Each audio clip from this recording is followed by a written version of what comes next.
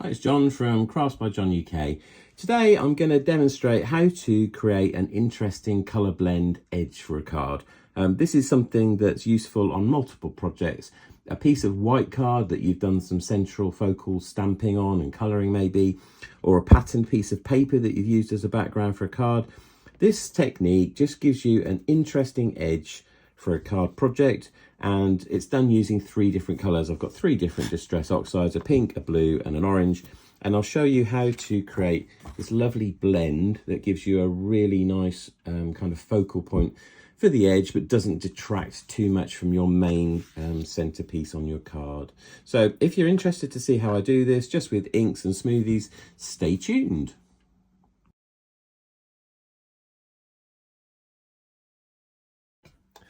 So I've got a piece of very basic, just white paper. This is paper that I usually use for my inserts in my cards. Not very thick, it's not very good with water or anything, but this will do just to demonstrate what I'm talking about today. What I've got is 3 Distress Oxides. I've got Kitsch Flamingo, which is a nice light pink, Faded Jeans, which is kind of a mid-blue, and then Spice Marmalade, which is a little bit orange. I've got those 3, and I've also got my smoothies here in a tub. So I'll take out an orange, I'll take out a kind of pinky one, and then a blue one, basically. I keep these in a tub with a lid because a lot of the time, if you just need a little bit of ink around an edge or something, the sponge retains enough ink usually to do that without using new from your pad. So that's quite a good idea to keep them in a tub. Right, what I'm going to do first, I'm going to show you how I layer the colour. So this is to create an interesting edge. What we want really is we want to see a colour, another colour over the top of it, and then a colour on the edge. This will create an interesting edge for a card that's either got a plain background or maybe a pattern or something simple that just needs something around the edges. So how I do this, I take my colour. This is the pink. This is the colour that's going to come onto the majority of the card. So I take my smoothie.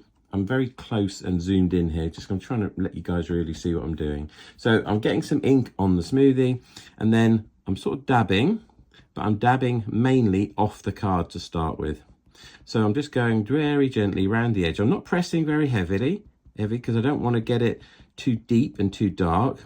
So keeping it fairly light. You can always add, very difficult to take away. And what we want to do is, as we start to build up that colour, you can kind of see it's getting quite dark in this corner piece. As you dab further into the card, you just lighten your touch. So you're leaving colour on the edge. And obviously where you're adding that colour, you're now getting the pink.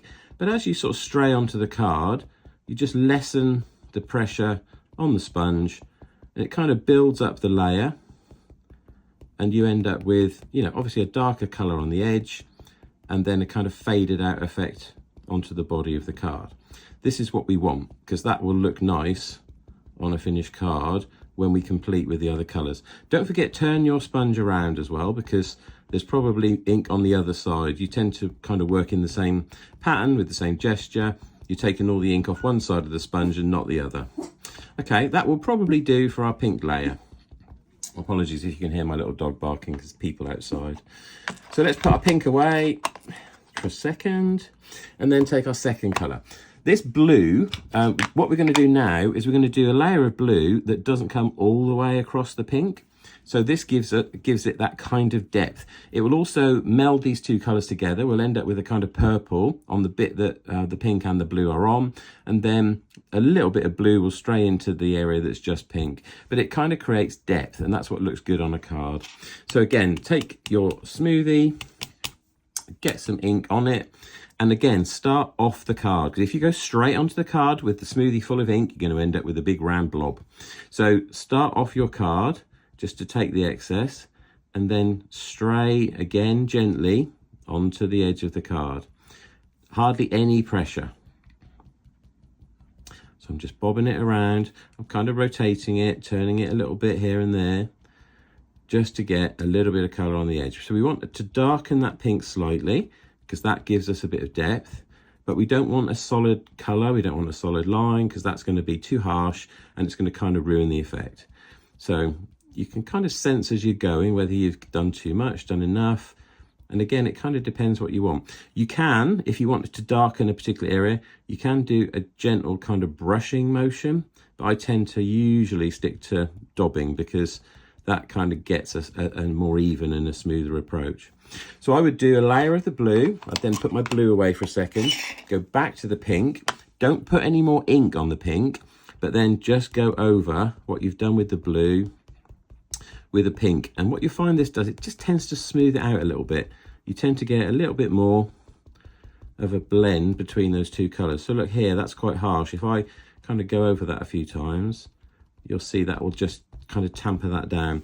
If you need to, obviously get a little bit more ink, but you know, most of the time it's good enough with the residual ink that you've got on your smoothie. There we go. So you can see now we've kind of got a nice faded edge.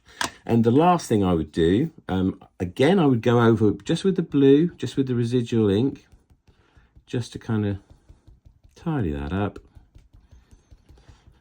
And then the last thing I do is take my orange. Now this is a completely different color. Obviously the blue and the pink are in a similar palette. You know, they're kind of both muted tones. This orange, spice marmalade, is quite a different color. We're not going to put this color onto the blue or the pink or the kind of purple that we've made by melding those two colors. What we're going to do is just take a little bit of the spiced orange and put it around the edge. So take your smoothie, lift your project up and just touch it on the edge. And what you'll see, without pressing too hard, you get a little line of orange around the edge. Touching very, very gently. You can do a little bit more in the corners if you want, so you can actually kind of just stray on ever so slightly if you want. Probably safer if you're not kind of used to working with smoothies to just keep to the edge. And that's it basically. If I get a piece of scrap paper just to show you, and I just clean my work area because I've obviously got now a lot of ink residue. Just using a cloth. If I put this against now a white background, and apologies the light's coming through my window there, but if I put that against a light background and just blow off the excess, you can see that's gone from being just a plain piece of white to now quite a nice attractive edge. I'm kind of hoping that's in focus and you can see it okay. But that is an interesting edge for a card. It won't draw your eye away from what's the center or the focal point of the card, but it's enough that it just sort of gives you and creates quite a nice edge. And I mean, there's various ways you can use this. On patterned paper, it's quite good for darkening an edge. On stamped paper, I mean, on patterned paper, all sorts. I mean, you can use it in multiple different ways. I'm just thinking, have I got a project nearby where I could show you? So something like this, for instance, that's a background I made by spraying. You can see I've kind of just darkened some edges here. So there are ways you can do it that are useful for a lot of different projects. Something like this, that's kind of got a 3D focal point. But you can see here I've just put a little bit of blue edging around there, and that's probably done with 1 or 2 different shades of blue. So there are multiple ways you can use this. So it's a little trick just to give you a bit of a different focal point and an edge. Literally 3 colours and a few minutes. It's just one more thing that just gives a little bit of extra interest to your project. So anyway, hope you enjoyed that. Very short and simple technique video today, but one that you might find useful if you're struggling a little bit with how to finish off edging. Thanks, catch me next time.